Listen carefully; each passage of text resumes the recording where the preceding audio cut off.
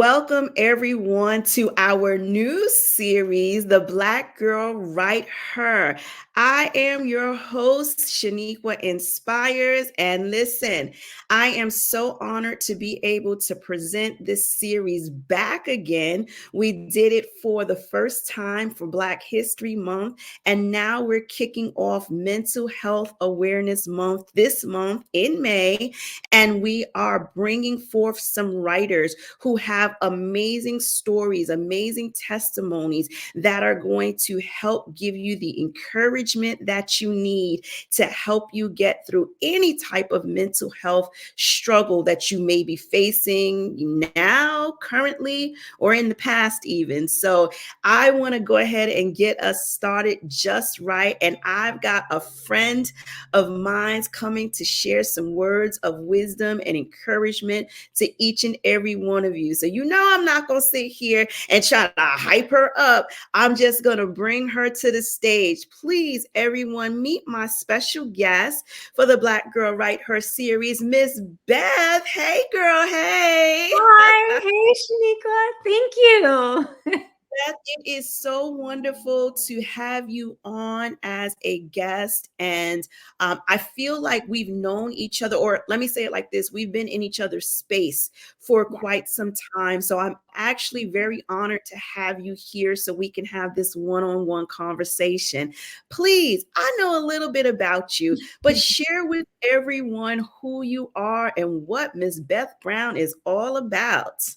Oh, yes. Thank you. Thank you. So, hello, everyone. And I just want to share that this is an amazing opportunity. So, thank you again, Shaniqua. I appreciate this. And we have crossed paths a lot in the past, different ways. And then this past fall, we reconnected at a conference. I feel like we came back and then saw each other like 2 days in a row. Again after that, and again and again. Where you were just a really dynamic speaker. So, everyone who subscribed to this episode and all the future and past episodes is definitely really blessed to just be able to learn from you and all of your insights. So, yes, but a little bit about myself. I was a teacher for over 20 years. I am a professional photographer. I now work full-time for myself. So that is over a decades of experience, mostly portraits. And I am also a breakthrough coach, which I have been doing for the past couple years. And that is something that came out of my own personal experiences with mental health. So I am so happy to be here for Mental Health Awareness Month. And I think that this is, really important because at the time I was going through things with unforgiveness for going through a physical trauma, which we can get into later if you like, and then a heartbreak.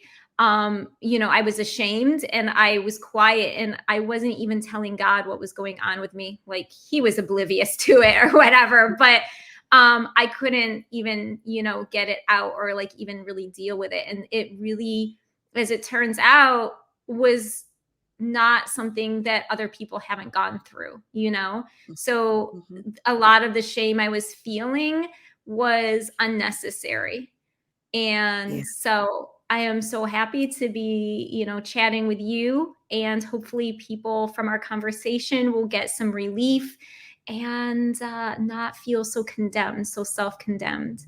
Yeah. Yes, I love that. I love that. Now, I know Beth as a photographer, and everywhere I'm at, she's got her camera and she takes these amazing photos. But with photography, it's taking the picture of the outer, right? So it's capturing that moment just right where you're telling the story of what's going on the outside. Now, as much as I would love to go into chit-chatting about that, we really do got to come from off the surface, and we've got to come deeper. We got to go a little bit deeper, because a lot of times people cover up. We see it on social media all the time. It's the reels, it's the highlights, but no one ever shows the low moments. So if you will, let's get started in our conversation. Take us to one of your most pivotal let's call them low moments mentally? Yes. So, what's really funny to me is that photography, the actual word itself, means drawing with light in Greek. Okay. So, when I take a photo of someone, I'm literally drawing a picture of them using light. And the Ooh. thing, yes, here's the thing. I don't really know what the exact number is. I've seen various numbers from like 45,000 to 60,000 to 70,000 different thoughts that we have go through our minds every day. In other words, we think a lot. Mhm, And mhm. about 75%, it seems like from looking things up. I'm not a neuroscientist. I have a teaching background. I can teach people how to heal after, the tools, how to go through those tools after and get breakthrough after going through a trauma or a heartbreak. But I'm not a neuroscientist or a Yeah. psychiatrist or any of that, just to be clear. So I don't know, the exact numbers, but about 75%, it seems, is repetitive. Mm. And so a lot of times the situations we've gone through are really repetitive. Yeah. And we Yeah. think things about ourselves and we're not actually drawing light, we're drawing with darkness. And so everything in our Mhm, minds is dark and we're drawing these dark pictures based on the mhm. things that we're repeatedly telling ourselves about. So for example, you wanted a personal testimony. So the physical trauma that I went through was a sexual assault.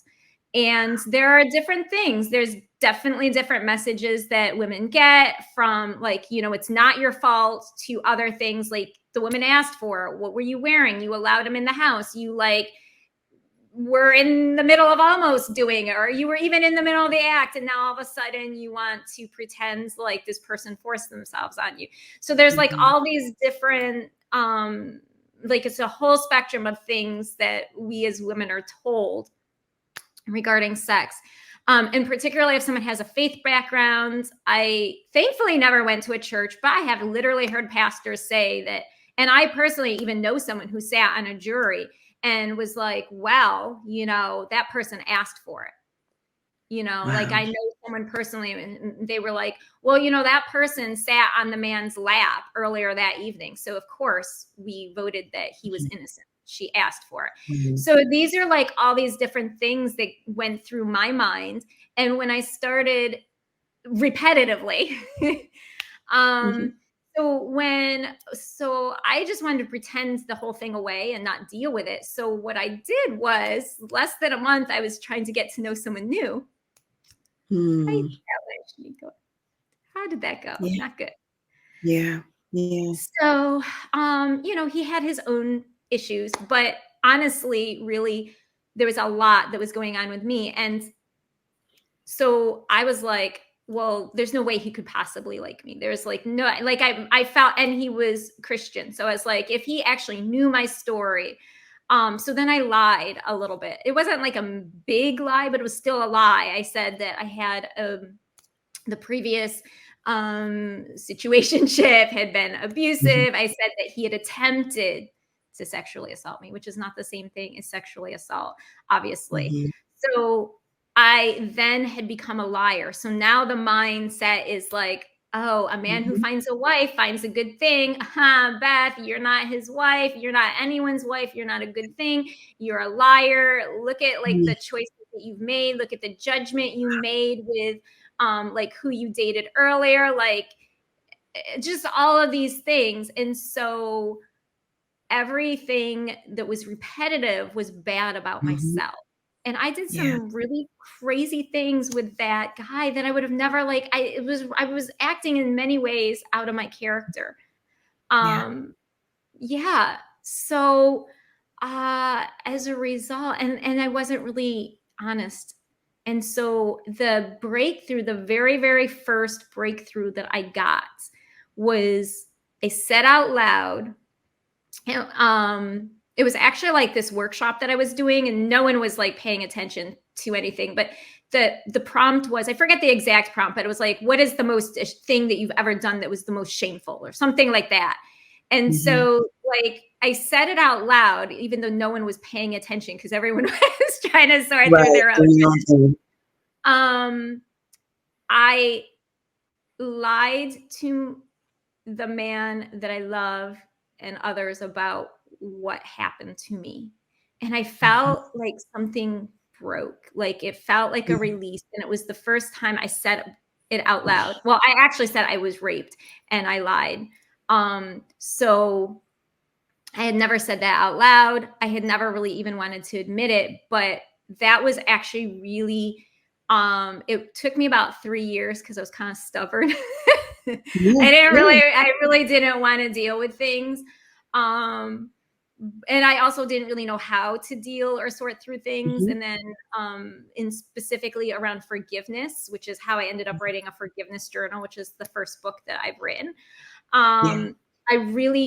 I didn't want to have to forgive. And it was very easy actually for me to forgive the man who assaulted me sexually, because he'd had his own problems, his own traumas, and there hadn't been love there.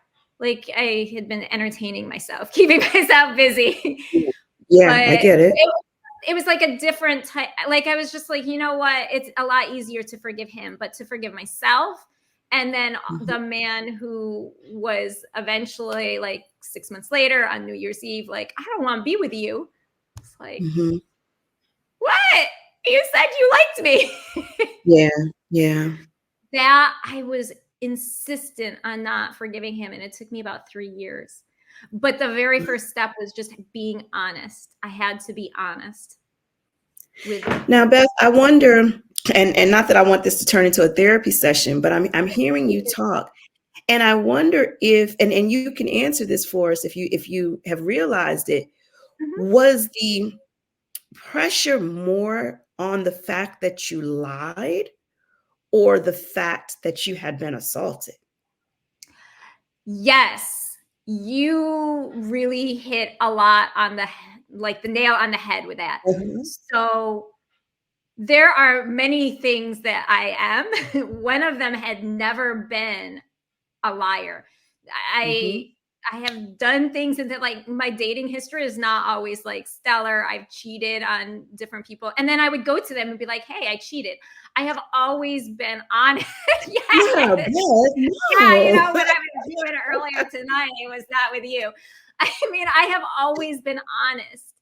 And so what had been done, like the concept of like if I could have pulled things out of my body, I would have pulled my whole, like I didn't want to be with my body. Like it really was not in a good place because of that. But at the same time, it was like the lie was kind of like the straw that broke the camel's back. It was like really the thing that I couldn't deal, because I had never been that with anyone. I had never lied to anyone that I'd ever dated. And I was like, oh gosh, now I'm this too on top of everything else. Yeah. Wow. It's great. And I love how you just let us know in advance, so we weren't worried and concerned, that you did eventually find your breakthrough. And although it was many years later, and sometimes that's what it is. And I really loved, how you were sharing about it being repetitive, because that is what it is what you're repetitively telling yourself. And then you start to believe it. If you say you're a liar, and you say that enough, now your actions are going to match up with that. So now everyone you meet, you're ready to tell this tale, and you've now become so far away from who you know yourself to be, or who you know you can grow back to being. So I thank you for sharing that. And that's not always the easiest part of, being an author, being a speaker. That's never the easy part, having to dive into your own existence. But the beauty that comes out of it is that breakthrough, right? Yes. So you mentioned to us that you were able to, once you had that moment where you were able to articulate it and now be able to hear yourself, you then started your journey for breakthrough, and you wrote your first journal. Tell us a little bit about that first journal that you have. Yes. Well, I can show you the first journal. It's Hey, this. we like the visuals. Yes, 20-day forgiveness Yes. journal. So let's Journal. talk about Yeah. forgiveness.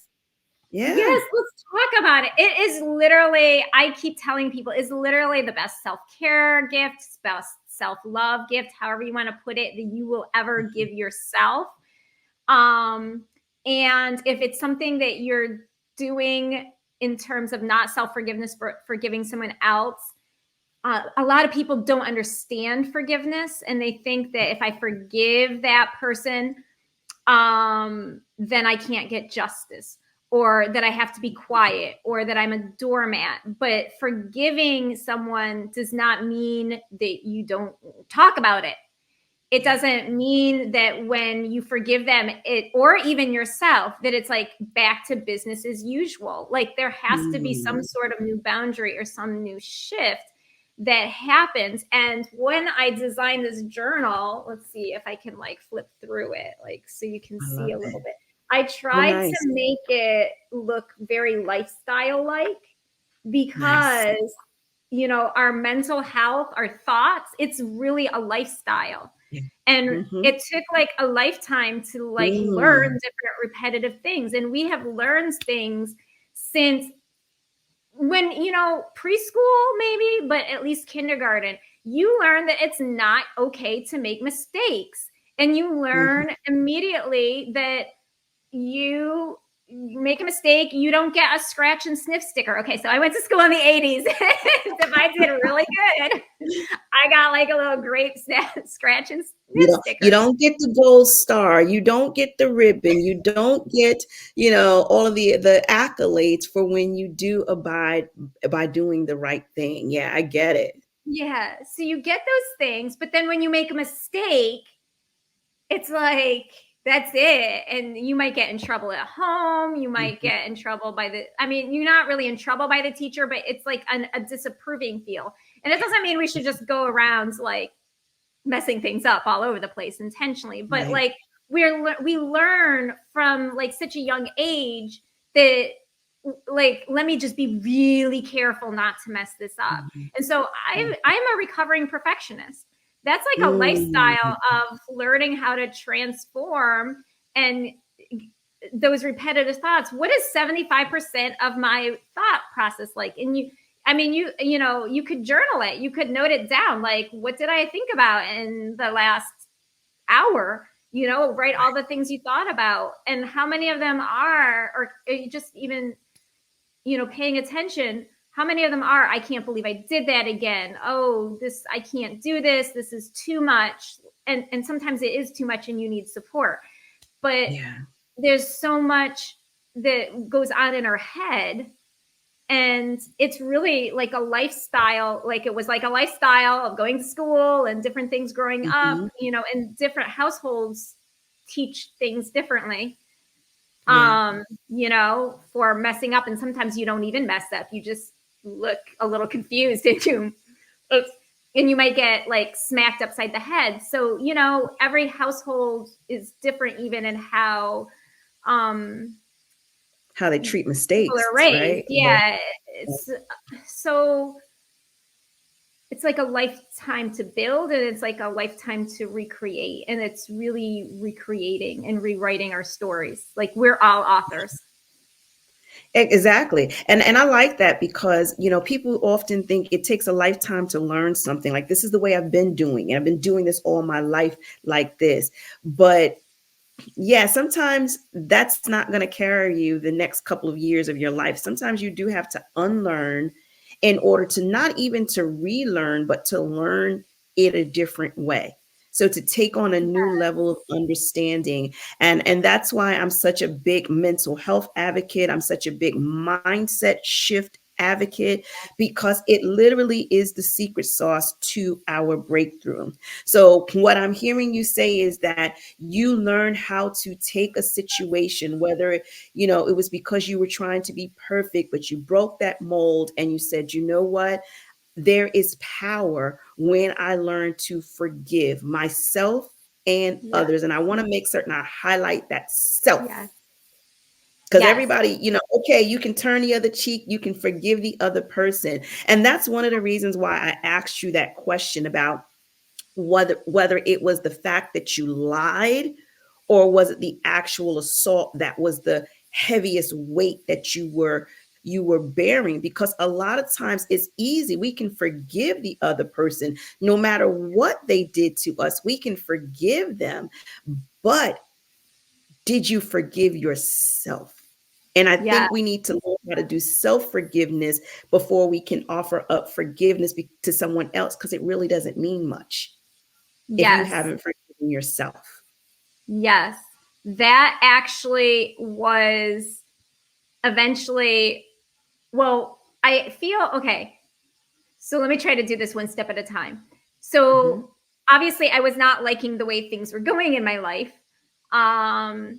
And at one point, I was like on the train. I had just gotten a new camera. Every Mhm. photographer's dream is to get a new camera, right? And I'm sitting on the train, and I bought it on my grandmother's birthday. Like, my grandmother had passed, and I'd actually used like a little small portion of my inheritance from my grandmother to purchase my new camera. Like, it was like kind of like a special deal. And I am in such a bad mindset in my mind with these repetitive thoughts. Like, I am Mhm. continually drawing like dark thoughts.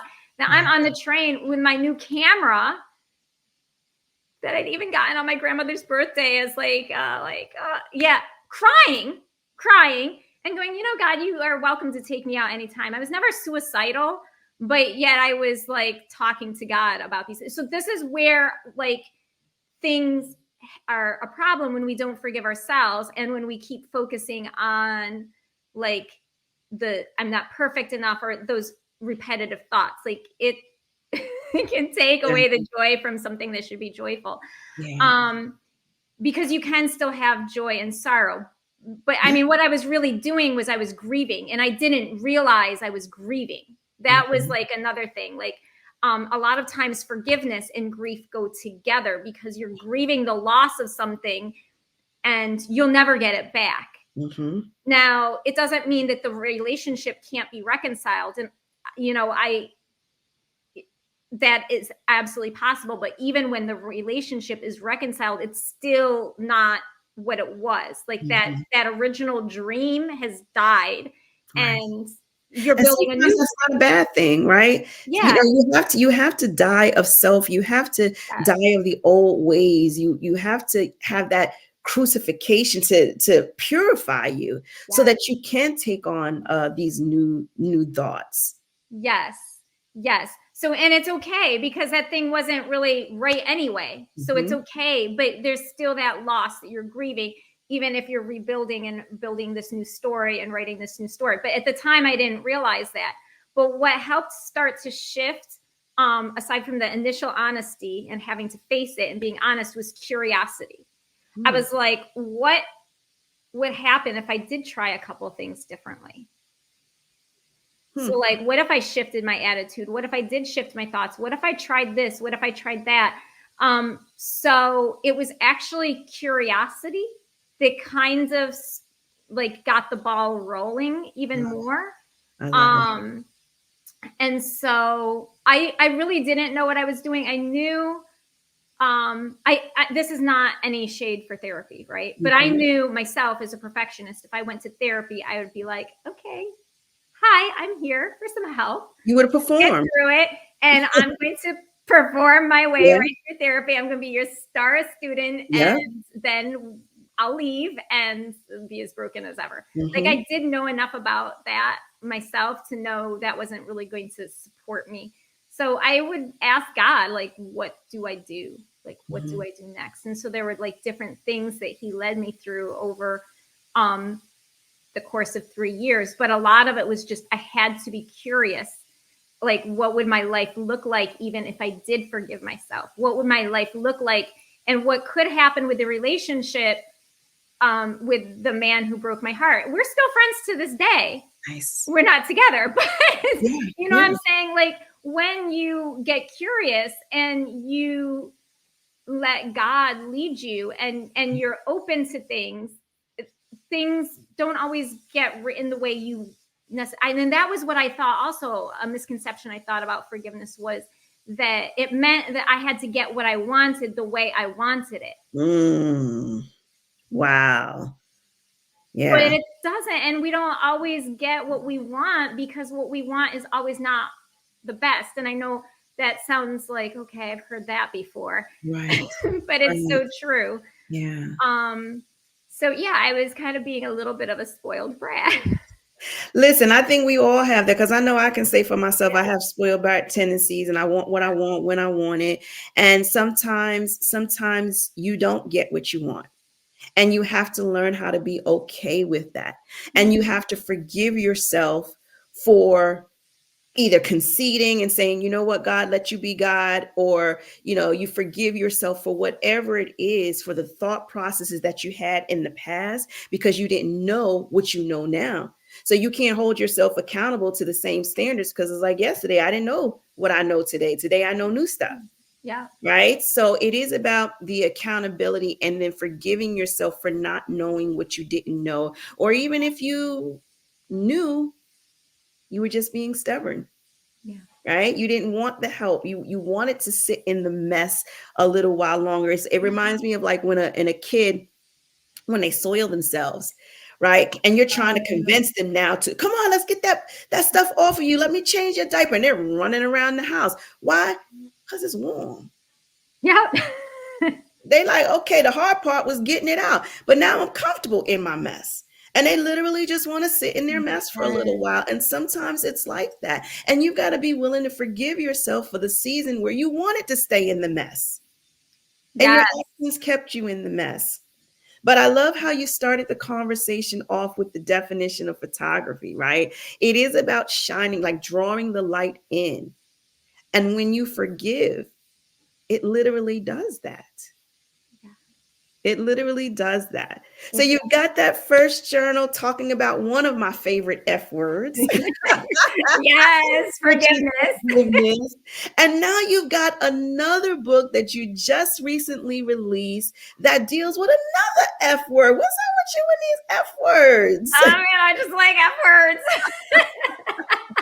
Tell They're us about powerful. your latest baby. Yeah, my latest baby is called Evicting Fear.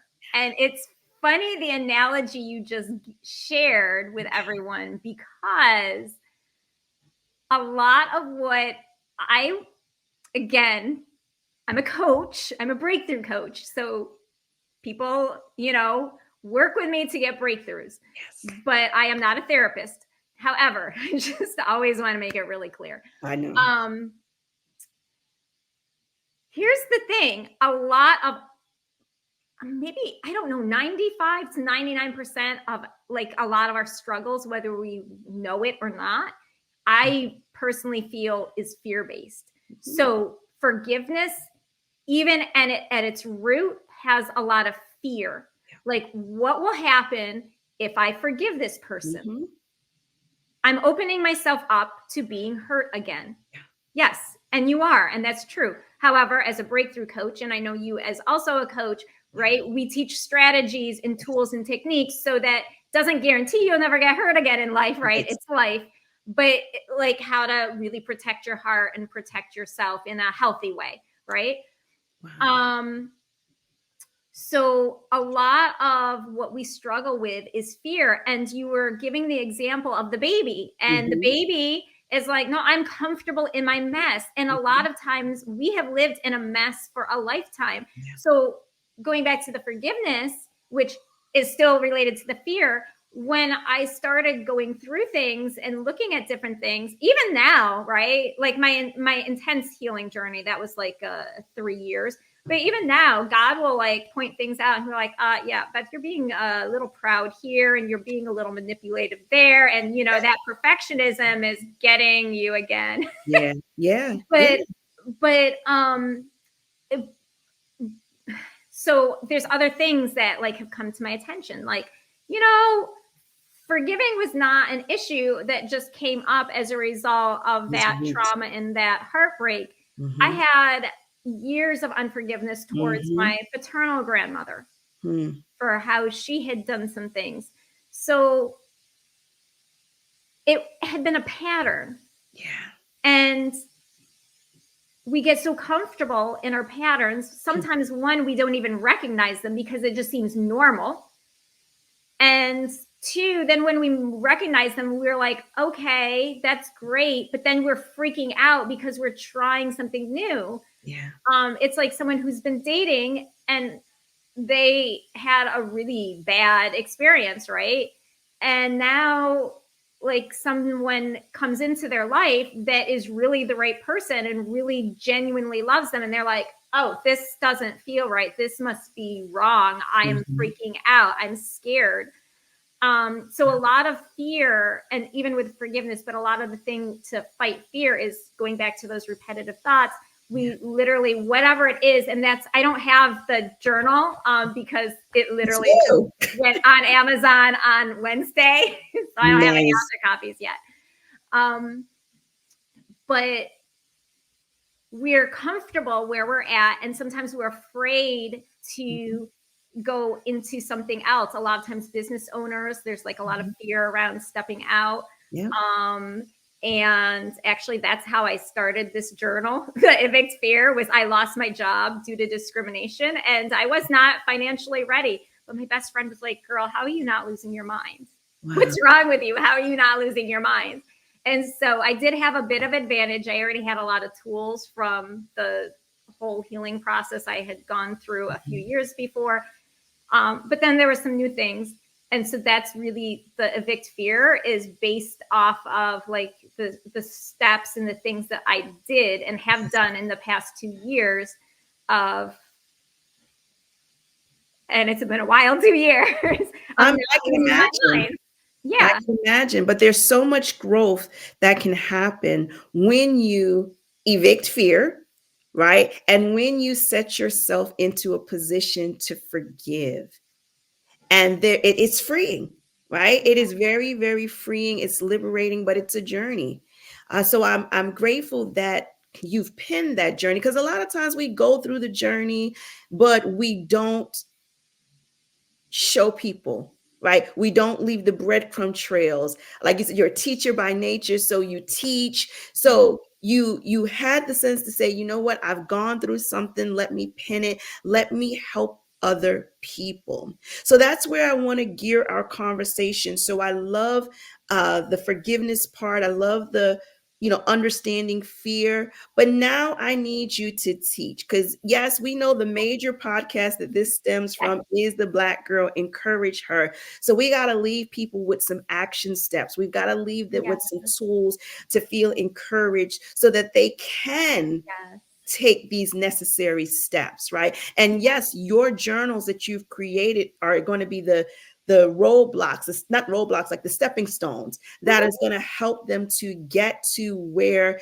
they need to be. So it's a start, because sometimes they don't know where to start. And those journals are a great place to start. So I encourage everybody, I'm going to have the links in the description box. Just click it, go and get your copy. So at least you start the process.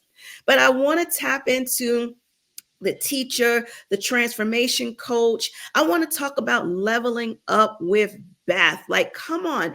How would you just baseline, if somebody is watching this and they say, well, I know I need to forgive, but I'm stuck. What type of level up, what type of encouragement could you give them to really speak to them, to jumpstart them, to push them in the right direction? Well, yes. I mean, going back to curiosity. So what is it that you want? And well, I did say earlier, you might not get what you want the way you want it, but what is it that you want? And then take inventory. Where are you currently? Like, being really honest with yourself.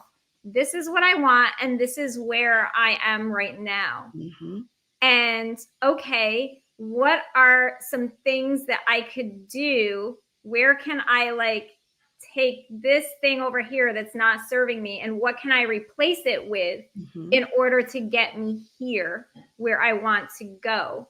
So a lot of, with fear, it's like replacing the old thing that's not serving you with a new thing.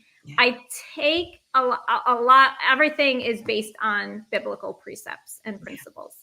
So, for example, a lot of times people are afraid of money, right? Mm-hmm. And that's like really a fear that people are having now. And I get it because I lost a whole job and I was like, my business has only ever made $3,000 a year. And now I'm supposed to like figure this Live out. off of it. Yeah. I live in New York City. It's more like I need 3 million a year. Yes. What's going on? So literally some of the things, taking inventory of the thoughts that I'm having about myself or the situation. And God makes certain promises. One thing that God says, we're talking about money, right, is those who give to the poor will never lack. They will not ever be begging for bread in the streets. Like he takes care of those who take care of the people who he loves best. And he really loves the homeless. He really loves the widow. He really loves the orphan. Mm-hmm. So it seems like contrary, like, oh my gosh, I'm struggling financially. The grocery bill is like higher than normal, right? And you want me to find an extra dollar or an extra smile to give to someone who might take my dollar and use it not in the best way? Right. Yes. Yeah. Because what you're doing is you're releasing that fear.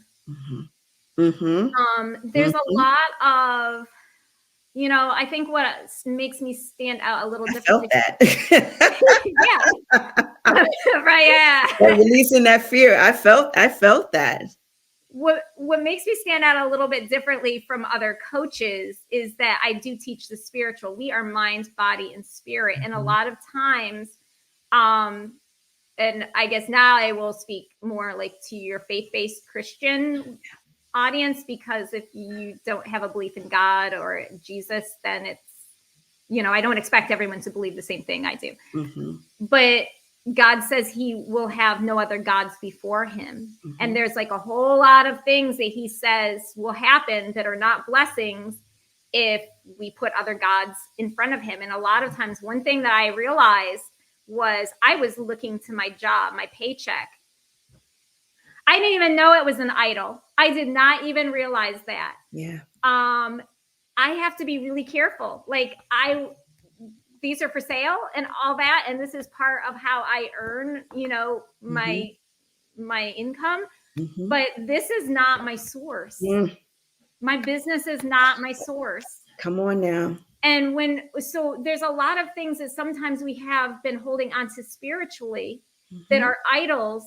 And so give to the poor. I may have made money my idol. I may be thinking money's a tool. Money's great. I have no problem with money. This is not saying it's, some people are like, oh, it's bad to have money. No, it's not. But when you're like, when you idolize it, money, it is. Yeah, when you use it as a tool, it's not.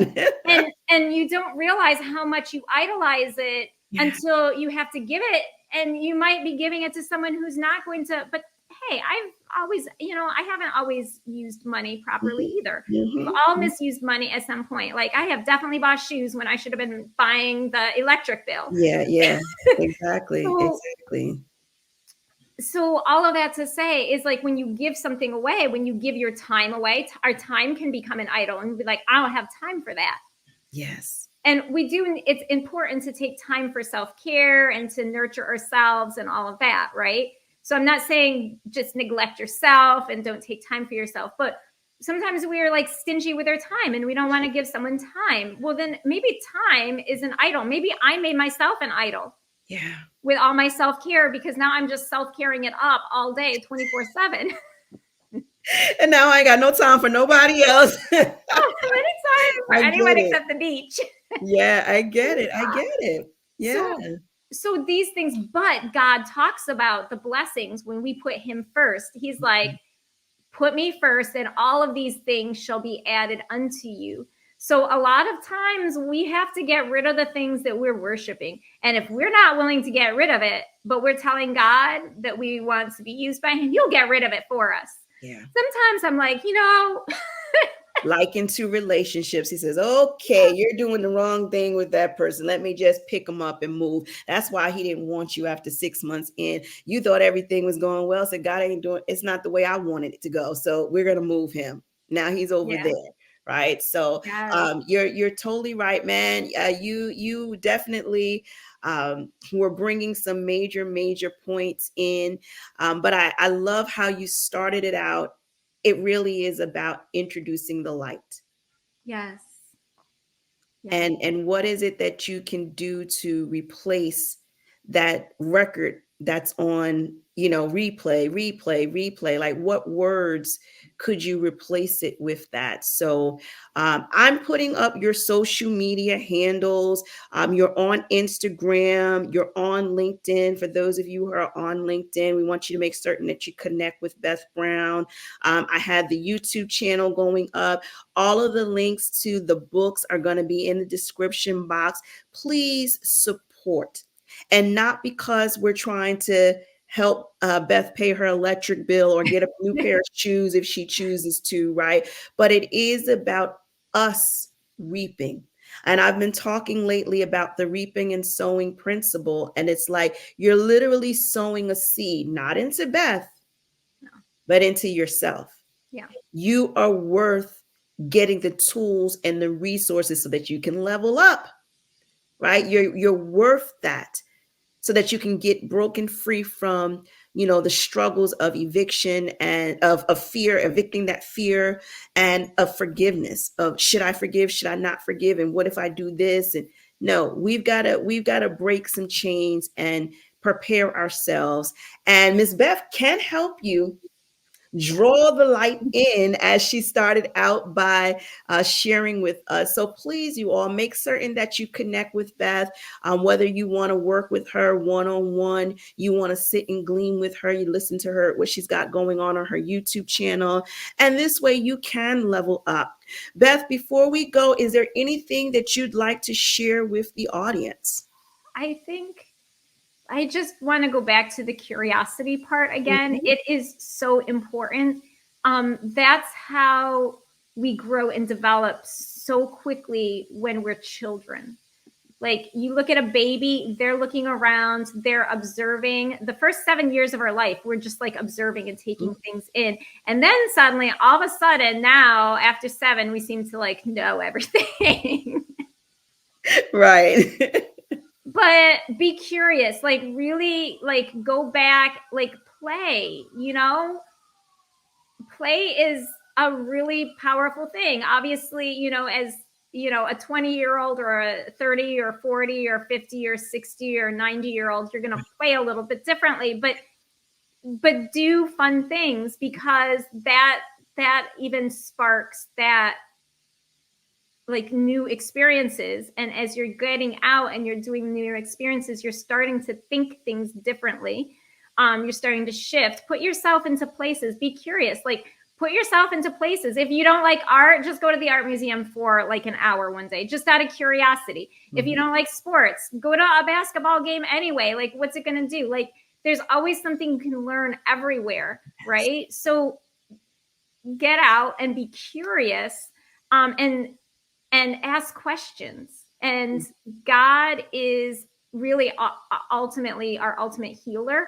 And everything, like you were talking about replacing our thoughts and different things. Like, what happens if I start thinking about myself and others the way God thinks about me? Mm-hmm. Like, what would happen if I did that? Yeah.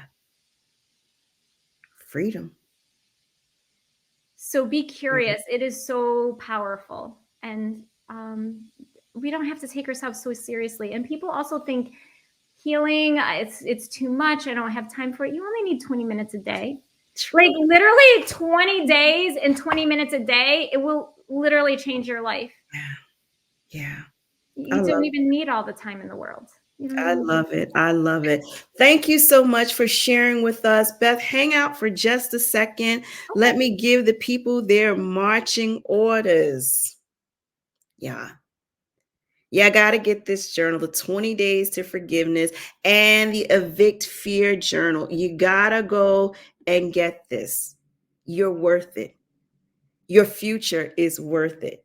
So I am grateful that you spent a couple of minutes in your busyness to spend time with me and with my guest, Beth, here on the Black Girl Write Her series. And I hope that you gleaned something that is going to help strengthen your mental fortitude, because it's tough out here in this world. But there are resources, there are books, there are journals that are here to support you as you continue to move forward. So you all be blessed, and we'll see you again for the next episode of the Black Girl Write Her series. Take care.